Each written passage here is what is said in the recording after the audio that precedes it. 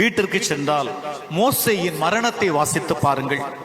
மோசேயினுடைய வாழ்க்கையை சொல்லவில்லை, மோசேயின் மரணத்தை வாசியுங்கள்.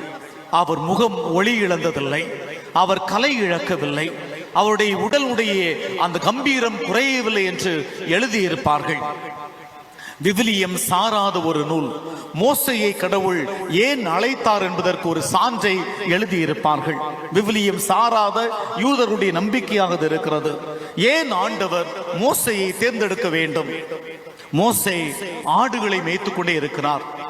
ஆடுகளை மேய்க்கிற வேளையில் ஒற்றை ஆடு காணாமல் போகிறது. மோசேக்கு பயங்கர கோபம். எல்லா ஆடுகளும் வரிசையாக நிற்க ஒற்றை ஆடு வழி தவறி செல்கிறது என்று தன் கையில் இருந்த அந்த கோலை எடுத்துக்கொண்டு ஆட்டை அடிப்பதற்காக விரைந்து செல்கிறார். அந்த ஆடு ஒவ்வொரு பாறையாக அப்படி கடந்து கடந்து ஓடிக்கொண்டே இருக்கிறது.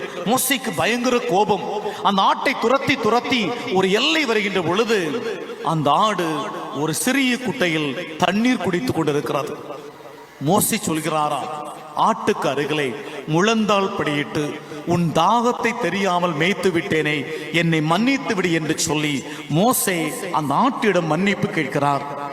மேலிருந்து பார்த்த கடவுள் சொல்கிறாராம், ஒரு ஆட்டிற்கே இவ்வளவு இரக்கம் காட்டினான் என்று சொன்னால் என் பிள்ளைகளுக்கு எவ்வளவு இரக்கம் காட்டுவான். எனவே இவனை நான் தலைவனாக அமர்த்துவேன் என்று சொல்லிதான் மோசேயை கடவுள் தேர்ந்தெடுத்து எங்களையெல்லாம் வழி நடத்தினார் என்று மோசேயினுடைய வரலாற்று சான்றை யூத மக்கள் சொல்கிறார்கள். ஏன் உங்களுக்கு கடவுள் குழந்தை செல்வத்தை கொடுத்தார்?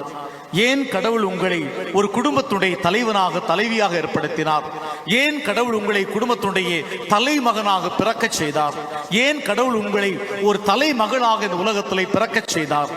இந்த உலகத்தில் நீங்கள் எல்லாம் என் சாயலாக அவர்களை வழி நடத்துவீர்கள் என்ற நம்பிக்கையால் மட்டும்தானே.